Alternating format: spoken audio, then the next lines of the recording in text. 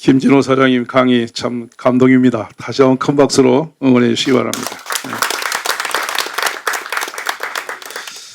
앞으로 10년 동안은 여러분은 자각을 못 하실 겁니다. 왜냐하면 인구는 줄지 않습니다. 이유는 왜냐하면 고령화되어서 태어나진 나이의 숫자를 메꾸고 있어요. 정확하게 10년쯤 지나면 우리나라의 한 30% 인구가 흔들립니다. 인구 분포도가 현재로 0에서 20대까지가 28% 소멸했어요. 근데 지금 60, 70, 80대에 있는 고령화되신 어르신들이 세상을 떠나시면 그대로 펑크가 보이죠. 그때 가면 비로소 아차 할 겁니다. 지금 아까 우리 사장님 말씀대로 위기의식 안 느껴집니다. 길에 사람 많고 그럭저럭 식당도 돌아가고 먹고 살만 합니다. 군대도 일개 군단이 사라질지 많이 못 느낍니다. 적당히 메꾸고 있으니까요. 근데 어느 날 한순간에 우리에게 절벽이 오는 것은 10년 후입니다. 근데 발등에 불이 떨어지면 그때는 늦은 거죠. 불이 탈 거니까요. 엊그제 충북도지사께서 저를 기다리시더라고요. 그래서 왜 그러십니까? 그랬더니 이건 어떻겠습니까? 제안하신 게 뭔지 아세요? 외국인 청년들을 매년 10,000명씩 데려와서 한개 대학교에 무상 입학을 시켜야 된다는 거예요. 그 대안이 뭔가 하면 맨손으로 와라. 대학을 다녀다오. 그 대신 주 3일은 공장에서 일해주고 3일은 대학 다녀라. 그래서 졸업장 가지고 보내는 건데 30%는 한국에 남겨야 된대. 계속 그렇게 작업하지 않고는 충북이 사라진다는 거예요. 결국에 대안은 외국인 데려오는 거죠. 유럽이 이민 받아들여서 얼마나 크게 지금 힘들어 있는지를 여러분 잘 아실 겁니다. 제일 크게 충격을 받은 게 영국, 독일이죠.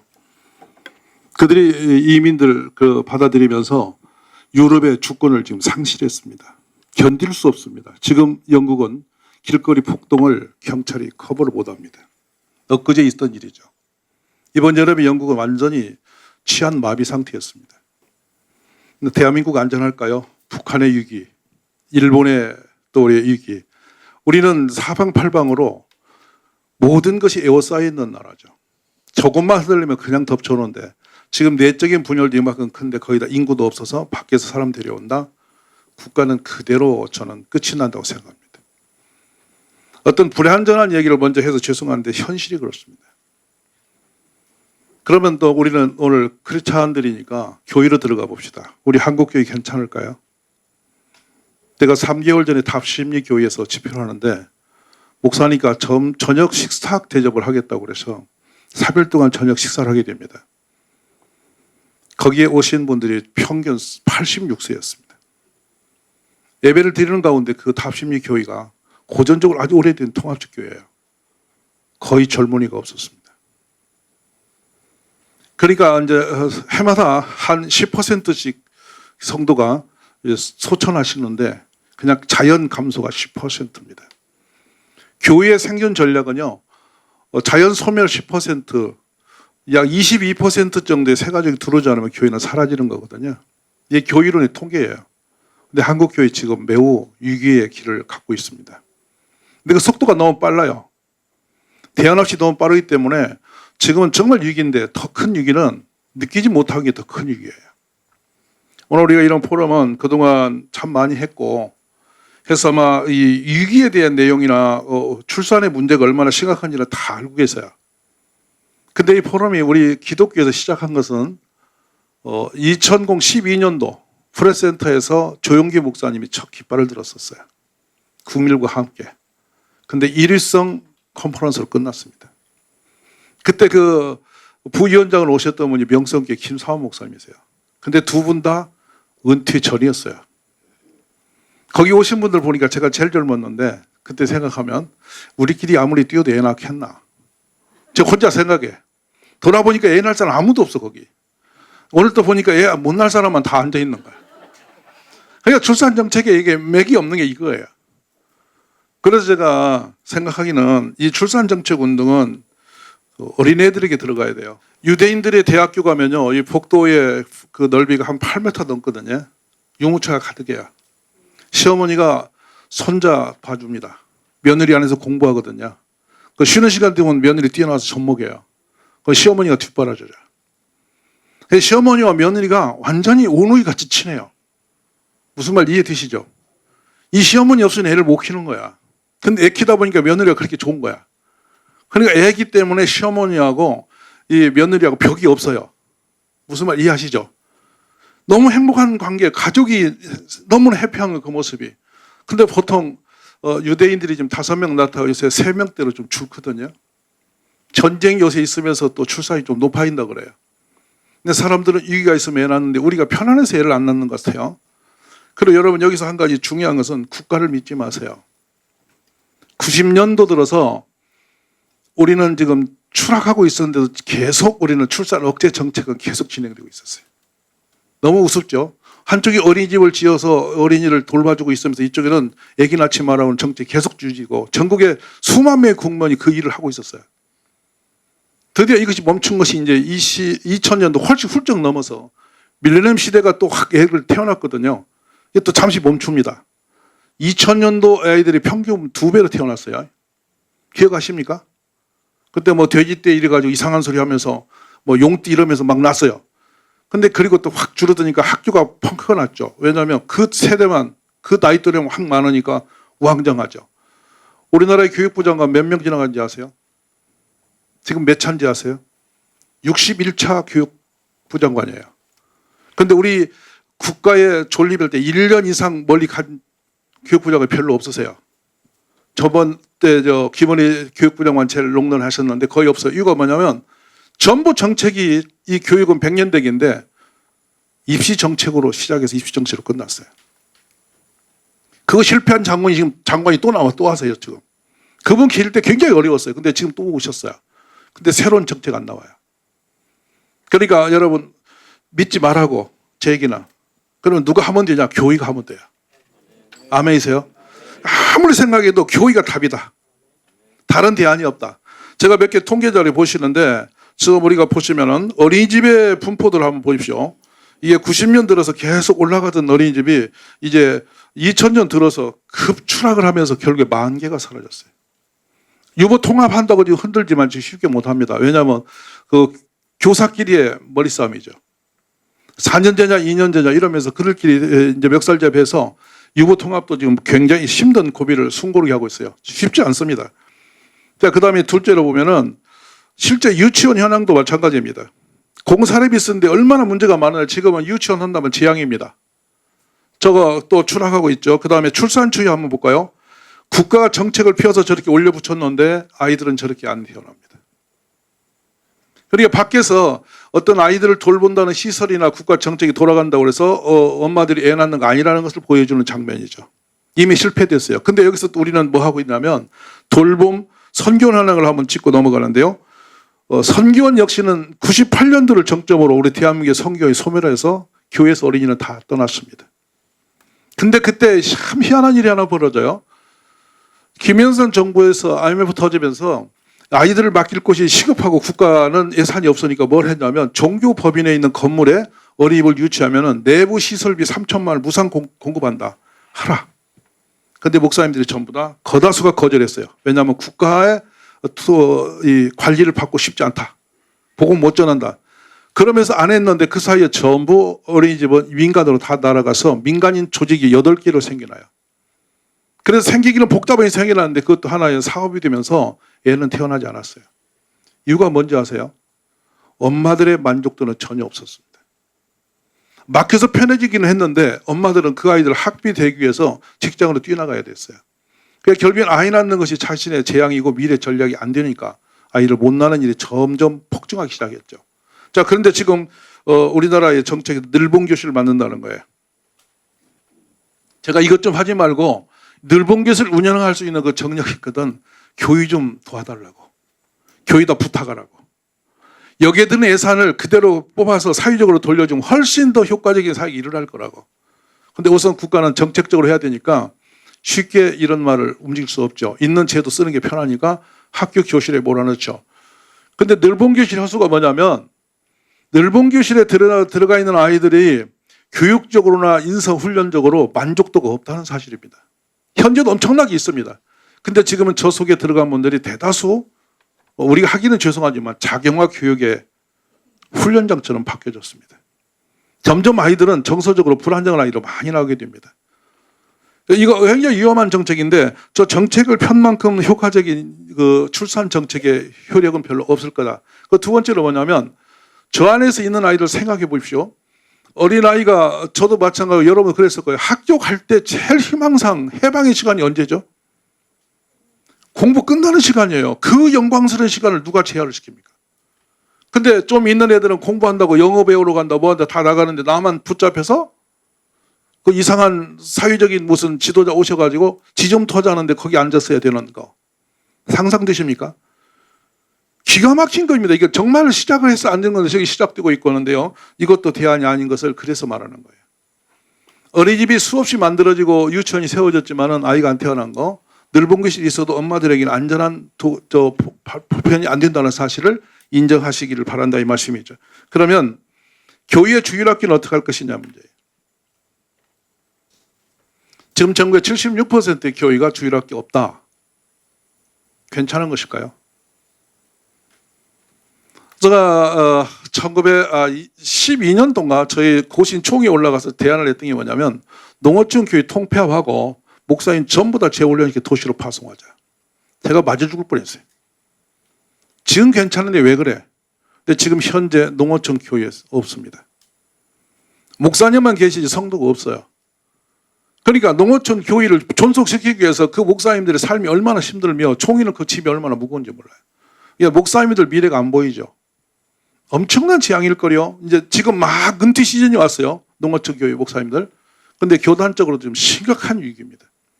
근데 대안도 없습니다. 그러면 노후 부장이 전혀 안 되는 목사님들이 줄비하게 나옵니다. 자, 이런 것은 우리 뒤에 놓고요. 그 주일학교가 그러면 그동안 안전했느냐는 거예요. 효과적인 하나의 사람을 우리가 낳고 돌보고 양육해서 잘 길러냈냐고 묻는 거예요. 얼마나 부실하다면 해외 성교는 우리가 신바람 나게 한 나라예요. 세계 2위예요 지금도. 저는 캄보디아 가서 깜짝 놀랐어요. 박사 학위 받은 거다수의 선교사님 1600명이 캄보디아에 앉아있어요. 우리 한국인들이. 어마어마했어요. 근데 도대체 그 많은 선교사를 보냈는데 한국은 지금 어떻게 되냐면 우리 2세대 다 놓쳤습니다. 지금 불교, 천주교, 기독교를 몰아놓고요. 가장 빠르게 소멸하고 있는 교회가 어딘가 물으면 기독교입니다. 근데 더 놀란 것은 일반적 사회인들이 한국인들에게 물었습니다. 보편적인 질문지를 던졌을 때 가장 부정적인 이미지를 갖고 있는 종교는 어디지? 그랬더니 기독교입니다. 가장 그리고 여러분의 마음에 그 불편한 사람이 누구죠? 목사가 됐습니다. 자, 우리는 지금 모든 악재를 다 끌어안고 있는 게 기독교 현상입니다. 우리 주일학교 더 놀라운 것은요. 부모님이 믿음이 좋아서 주일날 봉사가 많을수록 주일학생들은 그 집의 자녀들은 점점 믿음이 떨어져서 교회를 떠나는 일이 많아졌어요. 이유가 왜 그럴까요? 주말에 부모님이 없는 아이가 된 거예요. 1시간 예배드리고 집에 가서 그냥 애들이 놀면서 부모님이 없는 거예요. 왜? 부모님 어디 계세요? 교회로 뺏긴 거예요.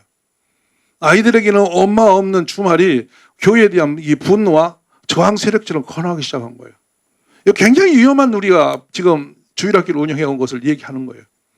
더구나 문제는 주일학교가 예수 믿는 믿음에 추정되어 있었지 온전한 인재 양성으로 가지 못했어요.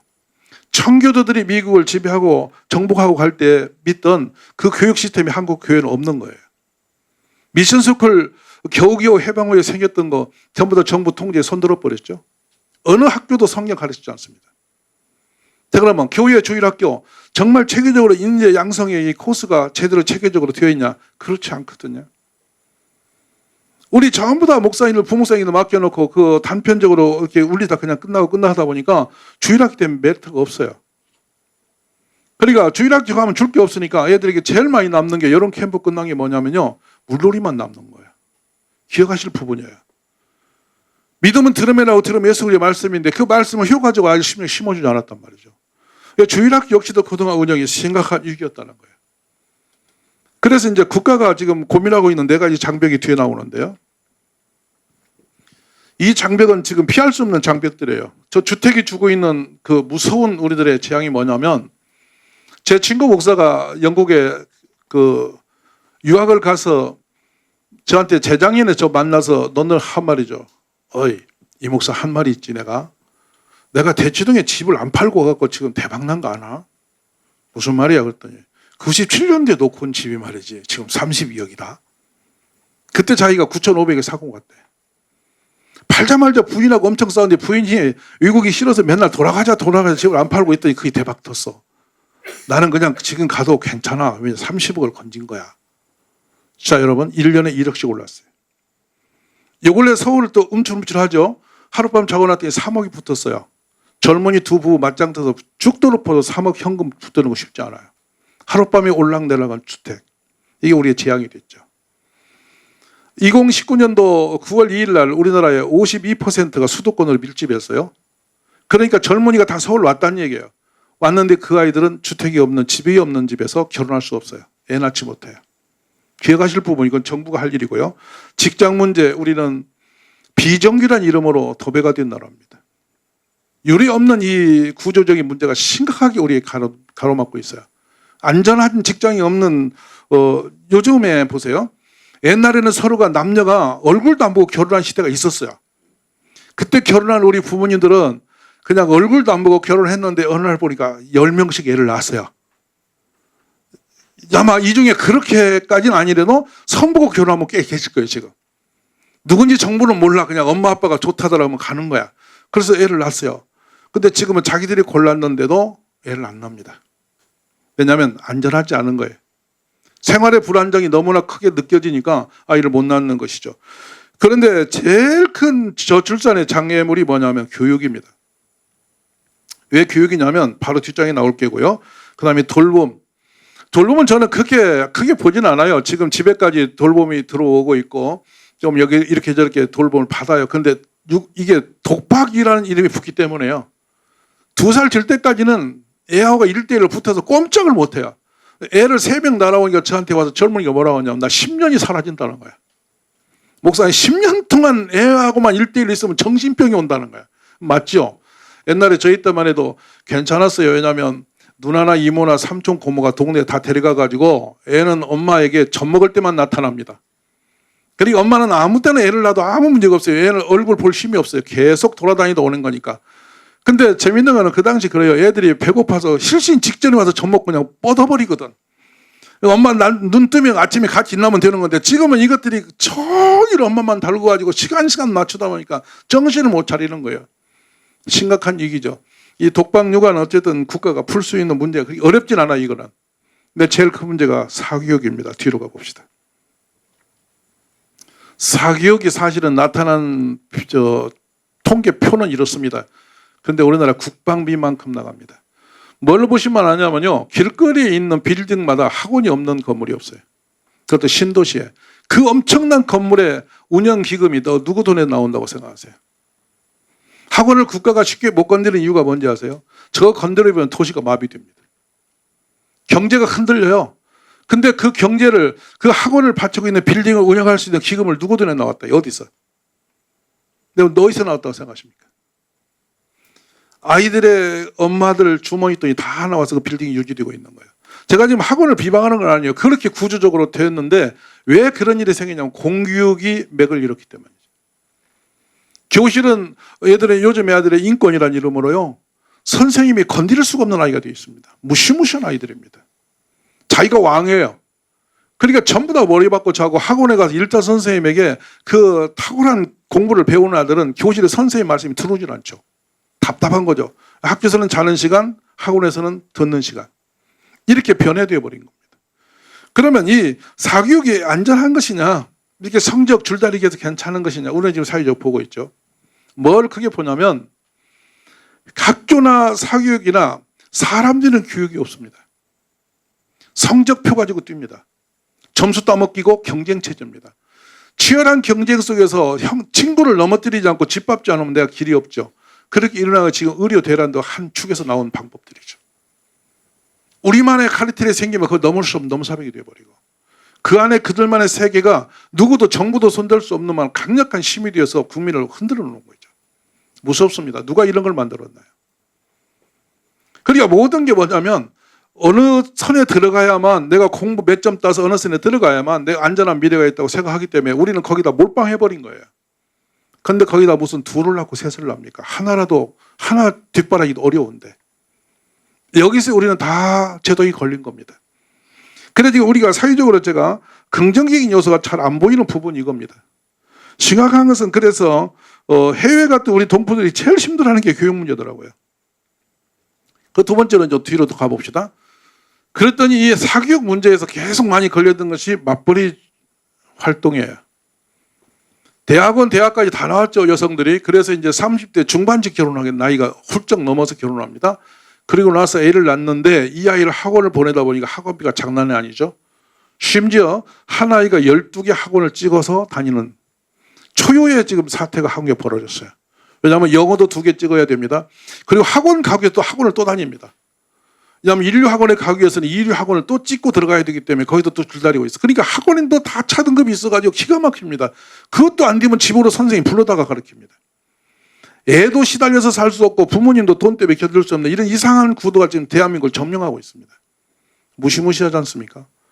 그렇다고 해서 탁월한 인재가 나오느냐? 우리가 보기에 뭐 그 사람 아닙니까? 근데 이 점수 몇 점의 인생 승부를 걸고 1점 가지고 목숨 걸어서 1년 재수해야 되는 이런 기가 막힌 사회적 구도가 지금 벌어지고 있는 것이죠. 그러다 보니까 이제 배웠던 엄마들이 애 낳고 나면 경력이 단절됐다. 내가 애 낳고 키우고 나니 갈 곳도 없다 이러시는데 저는 생각합니다. 여기서 한 가지 우리가 콕을 찍을 게 있어요. 내가 국무총리 저번에 그 한덕수 총리 뵙고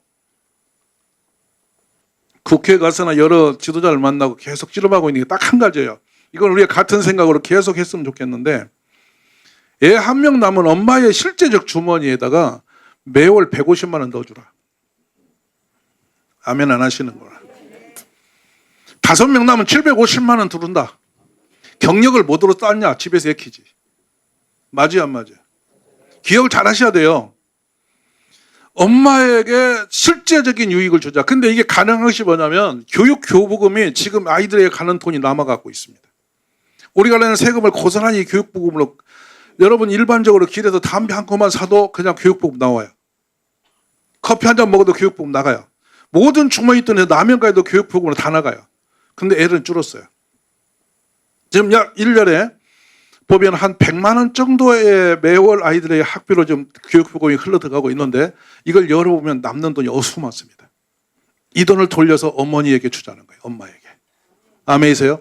새로운 유발하지 마라. 있는 거 돌려잡자. 할렐루야. 왜 이 말하냐면 시골에 초등학교 애기 4명이 있는 데다가 첨단 과학 기제를 갖다 깔아놔가지고 선생님이 뭔지도 모르고 보따리도 안 풀고 놔뒀어요. 거기 가면 막 이런 막 전자책 이건 칠판도 아니에요. 사이즈 어마어마한 거 갖다가 걸어놓고 있어. 선생님 쓸지도 몰라 누를지도 몰라. 그냥 걸어놨어. 넘치고 있습니다. 그러니까 방향을 잃어버렸죠. 걷어들일 방법이 없죠. 거기도 또 덤비니까. 그러나 이제는 이것도 정책적으로 우리가 소리를 높여서 정리를 하자. 어차피 들어가는 교육비라면 애 낳는 데부터 시작이 돼야 되니까 엄마들에게 주자. 애 둘 낳으면 300 들어와. 셋 낳으면 450만 원이야. 자, 60대 할머니도 애 낳으면 만생이겠어요? 맞아요 안 맞아요? 저는 이것이야말로 살 수 있는 길이다. 여러 고민하고 정책 헷갈리지 마라. 뭐 돌봄이니 뭐니 그거 이상한 소리 하지 말고 그냥 어머니가 돈 주고 알아서 해. 그 어머니가 어떤 일타 선생님보다 훨씬 애를 잘 키울 수 있어. 마시면 아멘. 우리 이 일을 하자. 이게 대안이다. 그리고 오늘 제가 여기 나와서 우리가 같이 고민하자고 할 수 있는 게 뭐냐면 교회가 일어나야 돼요. 왜냐면 보십시오. 지금 민사소송이 몇 배로 많아진지 모릅니다. 법원에 가면은요, 재판이 밀려가지고 숨도 못 쉬게 많아요. 이유가 뭐냐면 전부 다 형제 부모의 재판이에요. 형사고소가 아니에요. 민사건인데 유산건에서 그 재판이 어마무시합니다. 얼굴 뜨거우니까 공개도 못하고 숨겨진 재판이 줄 서 있습니다. 산 같아요. 왜 그렇죠? 유산 주었더니 이놈아가 변했어. 옛날같이 일찍이 돌아가시면 뒤로 안 보고 내비두는데 계속 살아계셔. 이놈이 계속 배신하고 있어. 돈 줘놓고 쓸 돈이 없어. 좀 돌봐주면 오도 가도 안 해. 전화도 안 받아. 고소하는 거예요. 내가 준 재산 회수하자 이거예요. 그러면 근거 있냐, 계약서 있냐, 뭐 이렇게 해가지고 이제 복잡한 싸움이 벌어집니다. 그래서 어떤 할아버지는 90세 할아버지가 그 법원에 앞에 막 3년씩 앉아있고 이래요. 기가 막힌 나라죠. 왜 이런 일이 벌어지죠? 우리나라의 특별히 위기죠. 지금 교회가 3세대로 이렇게 목사님들이 이렇게 지금 체인지하고 있습니다. 담임 목사들이. 근데 교회마다 위기가 뭐냐면 다음 세대 목사님이 안 보인다. 맡길 사람이 없다. 맡겨놓고 교회가 초토화되는 경우 무지 많이 보죠. 왜냐하면 불안전하니까. 무슨 말일까요? 믿을 놈이 없다. 따라해 보세요. 믿을 놈 있으세요? 여러분 믿을 사람 있으세요? 지금 괜찮으세요? 부부도 못 믿어요. 부부도. 요즘에 부인들이 계산하고 산대요. 얼마 몇 살에 때리치하면 내가 얼마 가져간다. 무섭대요. 이건 농담이 아니에요, 여러분. 주머니 돈 계산치고 있는 시대가 되었다는 거예요. 얼마나 무서운 시대입니까? 자, 이런 부분을 왜 그렇게 됐죠? 점수가 인생을 만들지 않았다는 거예요. 예전에는요, 학벌이 없어도 안전한 사이였어요. 부모 자식 간에는 끈끈했습니다. 형제 간에 뗄 수가 없었어요. 서로 양보하고 어우르고 부족하면 채워주면서 함께 사는 법을 우리는 알고 살았어요. 심지어는 이모, 고모, 삼촌, 팔촌까지도 그 혈맹에서는 동떨어지기 혼자 뒤집어지면 못 살아남았어요. 근데 지금 혼자만 잘하면 되는 시대 됐어요. 인정사정 없이 가는 거예요. 누가 이런 사회를 만들었을까요? 그래서 우리가 지금 이 시간에 고민할 게 뭐냐면 안전한 사람을 누가 기를 수 있을까? 여기서 제가 돌아보는 것은 저도 충격을 받은 것이 주일학교 열심히 해서 숫자 불리는 게 제 목적이었어요. 그 어느 날 성경을 보다 제가 충격을 받았어요. 창조, 하나님의 사람을 지으신 이유, 창세기 1장 26절이었어요. 하나님 모형과 형상으로 사람을 지으신 다음에 지으신 모든 것을 그에게 맡기시기 위하여. 유임이에요. 그래서 교회도 유임 목사라는 이름을 걸고 교회를 맡겨요. 그 이름이 거기서 오는 거예요. 근데 모든 걸 맡겨놓고 그냥 이게 맡기고 끝나는 게 아니라 맡겨놓고 행복해야 되고 기뻐해야 되고 생산적이어야 돼요. 이게 하나님 나라예요. 그래서 1장 28절에 바로 가면 우리에게 생기하고 번성하고 충만하고 정복하고 다스리라. 5대 축복을 주시면서 모든 걸 맡기는 장면이 더 구체화돼요. 창세기 1장 28절에서. 근데 그 사람은 이 사회 어느 학교나 어느 구대에 나올 수가 없어요. 하나님 품에서만 나와요. 아멘이세요? 그래서 성경을 열어보면 맡기시고 이러면 계속 붙어 나오는 사람 하나가 떠요. 그게 뭐냐? 요셉입니다. 요셉은 보디발의 살림을 맡기고 전옥이 그 감옥사의 모든 것을 맡기고 또 바로가 그 모든 걸 맡기고 해요. 근데 요셉이 죽으면 또 맡겨요. 자기 유고를. 후손들에게 이 땅을 떠날 때 자기 유고를 들고 나가러 맡긴다고요. 그걸 출애굽할 때 모세가 또 들고 나와요. 언약자 손에 맡김의 축복이에요.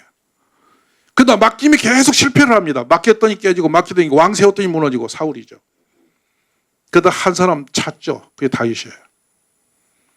다윗 때 드디어 하나님이 내 마음에 합한 자로 딱 접을 찍었어요. 제가 다윗을 보면서 굉장히 충격을 받았어요. 왜냐하면 하나님이 제일 좋아하는 사람이 누구냐면 다윗이에요. 근데 다윗이 인간적으로 들어가 보면 다윗이 문제 무지 많아요. 도망가면서도 여자를 데리고 살고. 아니세요? 자궁부인 드리는 사람. 전쟁통에 자기 혼자 앉아가지고 그 한간에 앉아서 자기를 위해서 목숨을 걸고 싸우는 장수의 부인을 데려다가 간음을 하고 애를 낳고 모살을 시키고. 지금처럼 말하면 여러분 그게 완전 범죄를 꿈꿨던 아주 모사꾼 아닙니까? 여러분 왜 대답을 안 하십니까? 괜찮은 사람이세요? 근데 하나님이 다윗의 무슨 부분 때문에 다윗을 이렇게 내 마음에 합해다고 그랬지?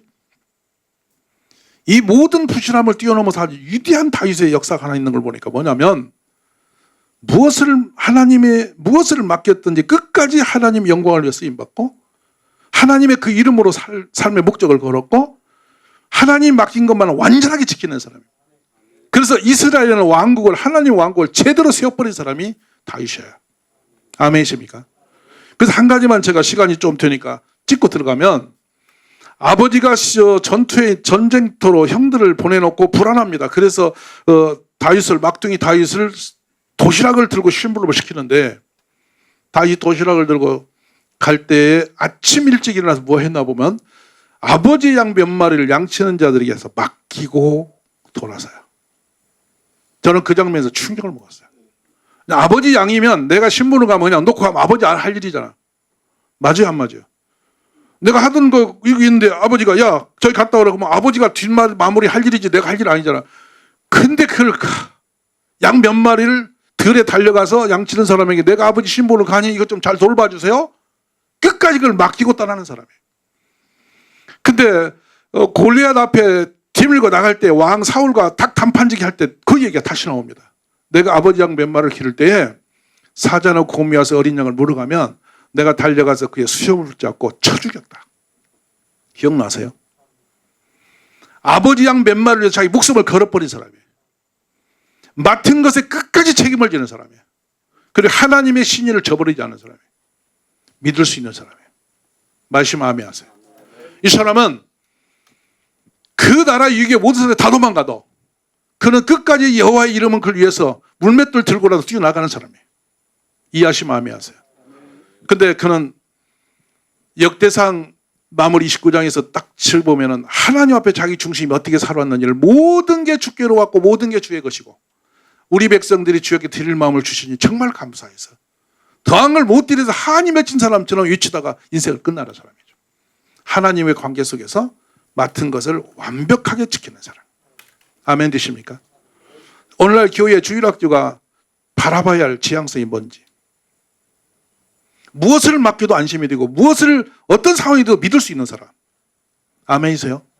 요즘에 부부도 믿기 힘들고 부자간에도 믿음이 약해져서 서로가 눈치 보는 세상이 되어버렸어. 어디도 믿을 곳이 없어요. 그래서 세상이 불안전한 거예요. 우리 주님은 그래서 끝까지 믿음의 사람을 찾으시는 겁니다. 아멘이십니까? 자, 들어봅시다. 실력이 많고 사회적 학벌이 어마어마한 사람이 믿을 수 없는 사람이라 맡기겠습니까? 지혜가 출중해서 어마어마한 경영 능력이 있는데 여러분 가정과 기업을 그 사람이 맡기는데 그 사람이 거짓되다. 맡길 수 있겠습니까? 이거 깊이 보셔야 할 부분이죠. 주일학교의 교육 방향, 목적성이 변해야 됩니다. 어려서부터 정직한 사람. 자신에게 정직하자. 형제 이웃께 정직하자. 부모님께 정직하자. 하나님께 정직하자. 그리고 너는 모든 상황에도 항상 하나님을 의지하는 믿음을 갖자. 이건 어려서부터 심어주지 않으면 답이 없는 것입니다. 제가 이런 교육을 시키다가 감사한 것이 있어요. 성도로 이사간 어린아이가 이제 2학년이 됐는데요. 1년 만에 저한테 와서 되게 이번 주에 행복하다는 거예요. 그래서 왜 그러냐 했더니 머스마가 여자친구가 생겼다는 거예요. 야, 그래 초등학교 2학년이 와서 저한테 여자친구가 생겼다고 딱 예배를 마치니까 저를 기다렸다가 저한테 이야기를 하는 거예요. 그래서 여자친구? 근데 그렇게 행복했는데 무지 행복하다는 거야. 그래서 보니까 어떤 친구 만나랬더니 믿음의 여자를 만났대. 그래, 자기보다 더 믿음이 세가지고 자기를 관리한다 이거야. 아침에 묵상했냐부터 시작한다는 거야. 야, 큐티 생활이 된 여자친구야. 근데 자기는 더 해피한 것은 주말에 초청받는데 그 여자친구 엄마가 자기를 불러다가 외식을 시켰다 이거야. 야, 여러분, 제가 그 아이를 보면서 무지하게 제가 마음에 흐뭇했어요. 지난주에는 그 아이가 그런 말을 합니다. 와서 저희 카페가 주일날 오픈이 돼 있어요. 목사님, 주일날은 장사하는 거 아니죠? 왜 그래? 그랬더니 성경이 있지 않습니까? 그렇지. 그럼 저 카페는 왜 문 열고 있습니까? 돈은 안 받아. 그러면 괜찮겠네요. 초등학교 2학년이 갖고 있는 신앙관이에요. 아멘 되세요? 어마어마한 메시지죠, 여러분. 자, 보십시오. 어려서부터입니다. 우리 아이들 자라는 모습을 잠깐 보여드리죠. 어려서부터 교회 안에서 저렇게 자라는 거예요. 학교 수업이 끝나면 교회로 오는 거예요. 학원버스 타는 것과 교회차 타는 건 분위기 달라요. 왜냐하면 장로님이나 교회 유력 한 분이 아이를 기다려서 자동차를 태울 때는 이름을 알고 부모를 아는 사람이죠. 그 애들이 안심이 되죠. 교회 차가 오는 건 그렇게 자기 집처럼 편하지 않겠어요? 그러니까 아이들이 거기에 타는 벌써 안심이 되는데 이 태워오는 분이나 아이들의 부모님과 서로 교감이 있어서 아이들의 상태를 전달해 준단 말이에요. 또 들어와서 아이들이 이 학교 와갖고는 전체 1시간 놀고 씻고 간식을 먹고 그리고 저녁 식사를 같이 하고 거기서 여러분 보세요. 영어 공부라든지 수학이라든지 일반적인 학교의 실력이 모자람 없이 스스로 할 수 있는 분위기를 다 만들어 도와보죠. 할렐루야. 근데 애들이 매일 저녁을 먹기 위해서는 팀별로 성경 구절을 외워야 돼요. 한 주에 하나씩. 그러면 1년에 애들이 약 48개를 외우는데 제가 한 40개 정도 외우게 한단 말이죠. 그러면 6년간 배우면 몇 개 성구를 외워놔요? 249절을 완벽한 외웁니다. 자, 그럼 보십시다. 여기 계시는 우리 장로님 249절 외우시나요? 목사 외우시나요? 근데 어렸을 때 외운 성구를 안 잊어져요. 커서 외운 거는 어떻게 보면 헷갈리는데 어려서 주일학기 때 외운 성구는 전혀 안 잊어져요. 저도 지금도 고린도후서 5장 7절 말씀을 그냥 제가 끼고 있거든요. 왜냐하면 그때 어려서 외웠던 성구 쭉 끼고 있어요. 그러니까 시편 2, 3편 쭉 읽고 시편 1편 다 읽고 왜냐하면 어려서 외운 건 안 잊어집니다. 제가 치매로 소천하신 권사님을 김해에서 마지막 운명 시간에 갔는데요. 이분은 아들도 몰라봐요. 근데 그분에게 제가 귀 속에다 큰 소리 외쳤어요. 시편 2, 3편 좀 외워봐요, 권사님. 그랬더니 이분 어머니가 우리나라의 최고의 의사였어요. 산부인과 의사, 대구에서 오픈하신 분인데 아주 훌륭한 분이에요. 근데 그분이 모든 걸 다 기억을 상실했는데요. 무의식 중에 소천전에 시편 23편을 완벽하게 외워요. 그래서 여러분, 어려서 암기한 것은 평생 우리 영혼 속에 심어진다는 거예요. 할렐루야. 그래서 어릴 때부터 성경 구절을 외워내는데 이 아이들이 얼마나 인격적으로 자라는지 보십시오. 저렇게 기도하는 거 금요 철야에 밤 12시 기도합니다. 재밌지 않으세요? 자기네끼리 저 성경을 펴놓고 뭐 하냐면 목사님이 설교할 때 모든 설교를 받아쓰게 합니다. 엊그제 한 녀석이 제가 100만 원을 줬는데 이 아이가 뭐냐면 11년치를 썼어. 성경이 한 보따리 손으로 쓴 게 얼마나 흐뭇한지 몰라. 근데 걔가 얼마나 인성이 좋아졌냐면요. 공부를 아주 포기한 녀석이 하나 돌아다니는 거예요. 근데 믿음은 엄청 좋아요. 여러분, 우리는 믿음 없으면 그것이라도, 그러니까 공부 안 하면 믿음으로 산다고 버티는 거라. 완전히 얘는 크면 목사감인데 공부가 너무 없어. 그래 얘는 막 내가 볼 때 검정고시도 아직 포기를 했으니까 갈 일이 없지, 대학을. 무슨 말 아세요? 근데 주일한 이 아이가 아무 말 없이 엄마 보고 도시락 2개 싸주세요. 토요일마다 얘를 불러놓고 친구인데 도시락을 갖다 놓고 이리 와봐 주하나, 나랑 공부하자. 이래서 공부를 한 거야. 그러니까 수학 선생님이 이 말을 듣고 집에를 못 가고 같이 붙었어. 수학 선생님하고 친구하고 3시간을 수학을 가르쳐.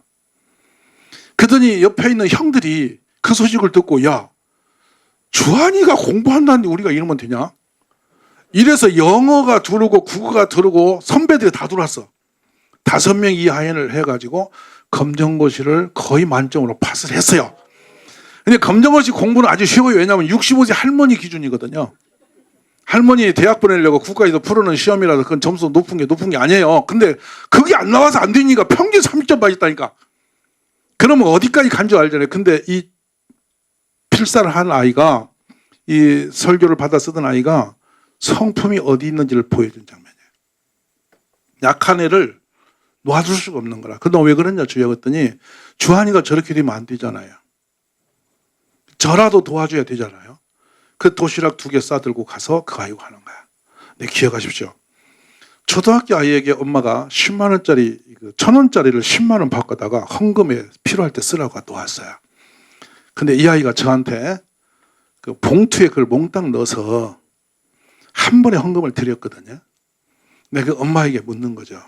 이거 애가 헌금을 한 방에 다 보냈는데 뭔 사연이냐 했더니 엄마가 막 웃으면서 자기가 창피해 못 살겠대. 1년 10만 원을 네가 1,000원씩 헌금하라고 갖다 주고 적당히 하라고 한 거야, 엄마가. 그랬더니 이 아이가 뭐라고 했냐면 엄마, 하나님께서 어차피 받으신 헌금인데 1,000원씩 갖다 바치면 받으시겠냐고. 한 방에 드려야 되지 않느냐고. 그래서 엄마가 그냥 내비뒀더니 한 방에 다 반해버리는 거예요. 여러분, 어린아이들이 어른 믿음보다 좋은 거 아니에요. 아멘 되세요? 자, 이렇게 그런 아이들은 무엇을 맡겨도 안심이 된다 이 말이죠. 우리 그런 사람을 교회 아니고 어디서 기를 수 있냐고 제가 말씀드리는 거예요. 자, 이렇게 아이들을 기르다 보니까 어떤 상태가 벌어졌냐면 부모님들이 아이들과 함께 있는 게 행복한 거예요. 그냥 뭐 얘들 자라는 모습이 그 아이들이 하는 모든 행동 자체가 너무도 행복한 거야. 행복하니까 이 아이의 그 소문이 나죠. 얘 엄마가 앉으면 애들 잘하면 이렇게 소문 내고 싶잖아요. 그러면 옆에 친구가 이야기해. 근데 이 옆에 친구가 중학교 3학년 머스마가 하나 있는데 얘가 상당히 불량해. 말 안 들어. 근데 이 집은 늦둥이 나가지고 유치원 다니는 애가 너무 행복하게 하는 거야. 그러니까 그 말 듣고 샘나서 고등학교 이제 들어가는 그 엄마가 늦둥이를 낳아. 무슨 말 하시면 하면 우리 대한민국 사람은 샘나면 하늘 별도 끌어내리는 거야. 못할 게 없는 거야. 그래서 저는 이 운동이 벌어지는데 아이들의 크는 모습이 행복하고 아름다울수록 출산 운동은 일어난다. 그리고 목사님들 부탁드리고 싶은 것은 목사님들의 설교 시간이나 생활에 계속 아이들 이야기를 해야 돼요. 행복한 얘기 계속 들려줘야 돼요. 그랬더니 제가 한 3년간 이걸 그냥 안 했어요. 광고를. 그랬더니 우리도 아기가 안 태어나. 그래서 작년 11월부터 다시 제가 빡 외쳤더니 여기저기 아기가 계속 태어나는데 얼마나 급했던지 우리 집사 한 분은 애 낳고 7개월 만에 또 동생을 또 임신했어. 그러니까 이제 애가 4번째가 태어났는데 큰 아들이 뭐라고 편지를 또 저한테 올렸냐면 하나님께 작정 편지를 보내는 거예요. 어차피 남김에 5명 낳게 해달라고. 그 지난주에 그 아이 1주년 제가 그 이제 돌 기도를 해주는데 태어난 아이를 처음 교회 와서 제가 기도를 해주는데 큰 아이가 뭐라고 했냐면 5째 동생을 기다리고 있다고. 그래서 제가 다시 말했어요. 늦둥이 낳고 싶은 사람 다 나와라. 이랬더니 이번에 22명이 나왔어요. 이게 붐이 났어. 그랬더니 한 엄마가 저한테 뭐라 하냐면 주일만 오면 엄마 앞에 서서니까 작정 헌금을 넣는다는 거야. 보면 동생 달라고. 엄마가 막 충격을 받아. 너무 괴로워서 차라리 낳고만 한다고 지금 결심했어. 할렐루야. 그러니까 결국엔 누가 말하냐면 아이들이 아이를 낳게 만들고 동생만 낳아달라고 계속 소원을 하는데 주일날 같이 와서 함께 우리는 공동 예배를 드리니까요. 가족 예배 드리니까 얘랑 같이 드는데 엄마 헌금 줘봐. 이래가 지가 헌금 봉투에 쓰는 거 보면 알잖아요. 그래 그걸 엄마 보고 넣어달라고 주니까 엄마 읽을 수밖에 없잖아. 맨날 엄마에게 태중이 아이 달라고 하니 여러분 얼마나 힘들겠어요. 근데 우리가 이런 분위기를 타면서 출산을 하자는 거예요. 자, 말씀을 이제 정리하겠습니다. 저는 교회가 지금이 기회라고 봅니다. 세상 어디서도 어떤 경문에도 애가 축복이라는 글은 없습니다. 우리 하나님만 우리의 태중에 있는 아이가 하나님의 선물이고 상급이라고 하셨어요. 맞으십니까? 교회만이 특권입니다. 그리고 이 대한민국 지금 인구가 줄고 있을 때 교회가 다 같이 한 교회에서 10명만 나오면 끝나버립니다. 말씀 하면 하세요. 10명만 나면 끝나요. 큰 교회에서 100명 나고 작은 교회에서 1명만 나도 되는 기라. 그때 전국 교회가 연합하자. 그리고 작은 교회는 최연소입니다. 제가 경험입니다. 어른을 불러오면요. 20년 돼도 충청도 그 아저씨는 되시오 그리요 교회 가야지요. 23년째 안 오세요. 애는 초코파이 하나만 갖고도 와요. 아이스크림 하나 갖고도 와요. 와서 얘가 딱 감동 먹으면 다음 주에 그냥 오는데 애가 전도하면 부모님 안 올 재간이 없어요.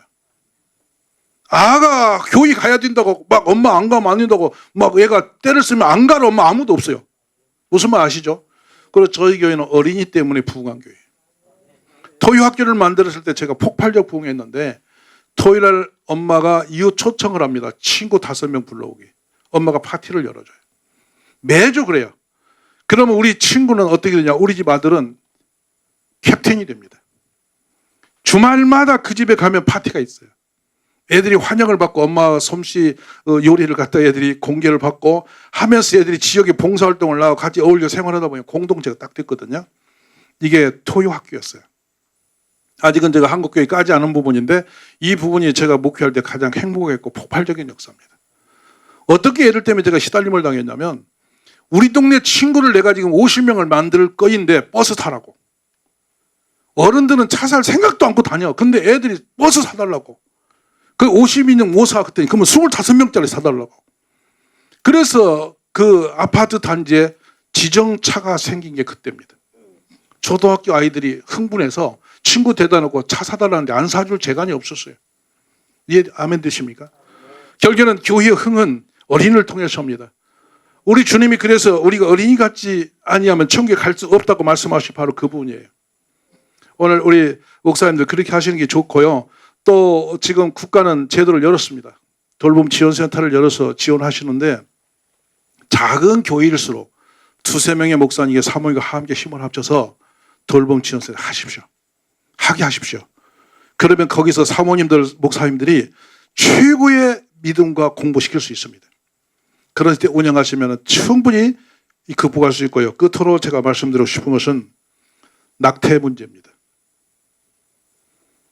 우리 교인들 와 계시지만은 지금 현재도 우리 교회에 있는 우리 자매 하나가 이제 21살에 임신을 했어요. 아무도 몰라요. 낙해야 됩니다. 낙태 말려야 되고 낙해야 됩니다. 그래서 그 남자 친구를 제가 추적했더니 군에 있어요. 그래서 걔네 부모를 찾아가지고 제가 항복을 받고 각서를 받고 그 머스만의 집에서 얘 집을 얻어줬어요. 그 대학을 계속 다니게 하고 출산하고 1년 쉬었다 대학을 다시 복학하게 하고 이래서 아이를 잡아야 되고 제가 중3 여자아이가 임신한 것 때문에 엄마가 죽어버리겠다 끌고 와서 울 때 제가 붙들고 애를 낳게 했는데 걔가 29인데 애가 셋이에요. 왜 아멘 안 하세요? 저는 그래서 조기 결혼을 운동해야 된다. 조기 운동을 해야 된다. 그러니까 우리 고조 증조 할아버지가 12살에 결혼했더라고. 그러면 충분한 거야. 그 할아버지가 그때 결혼했으니까 우리가 태어난 거 아니야. 말씀 아멘. 그러니까 지금 뭐 등치는 그때보다 더 세고 큰데 중학교 가면 애들이 충분히 옛날만 하고. 왜 아멘 안 하셔요?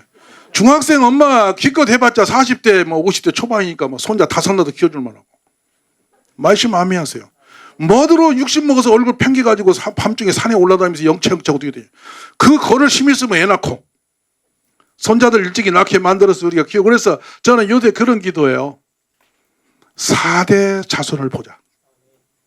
4대 자손 보자. 그러려면 20대 전에 애를 낳아야 됩니다.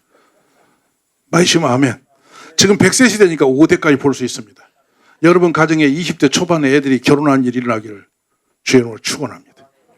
대학 같이 보내는 거예요. 며느리가 아이를 대학 보내비고 손자 태어나면 양가 부모님들 애 바쁘면 얼마나 행복합니까? 또 왜 아멘을 또 안 하셨냐고요. 아 그래가 저는 생각은 요즘에 계속 기도해요. 내가 요즘에 그럽니다. 고등학생을 보고 좋아하는 오빠 없나? 목사님 왜 그러십니까? 고백해라. 내가 자꾸 그렇게 기도하라요. 울어요. 농담이 아니에요. 부부가 공부하는 거 괜찮아요. 정말 괜찮아요. 이스라엘 대학 가면 그렇게 돼 있어요. 저는 부러운 게 그거예요.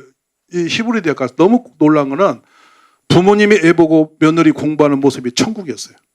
너무 행복해. 저는 대한민국이 그래 돼야 출산 문제 해결을 한다고 봅니다. 아멘이십니까? 끝으로 일찍이 애 낳으면 철이 들어. 자식을 낳아야 어른이 되듯이. 아멘이죠. 그러니까 20살 녀석이 애를 낳더니 철이 떡 들어가지고 술 끊고 담배 끊고 엄청 믿음 생활 좋아졌어. 무슨 말 아시죠? 우리 그런 걸 보시기 바랍니다. 저는 저희 집에서도 지금도 그 해요.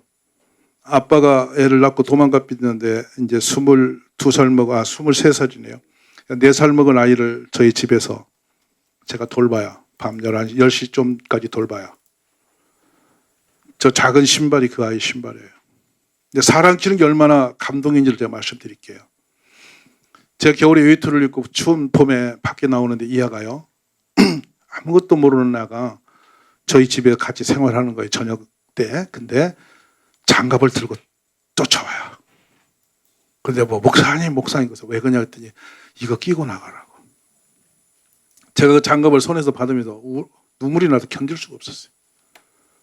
여러분 사람은 가장 탁월한 하나님의 성품을 품은 최고의 작품이에요. 이 어린아이가 주는 기쁨이 얼마인지 아세요? 저녁 식사를 제가 하러 갈 재미가 나요. 얘가 식탁에 앉아서 이거 먹어보라 저거 먹어라 편리하게 다 하는 거예요. 여러분 행복할 수가 없어요. 끝으로 우리 아이들이 함께하고 자라는 모습을 보여드리면서 마치도록 하겠습니다.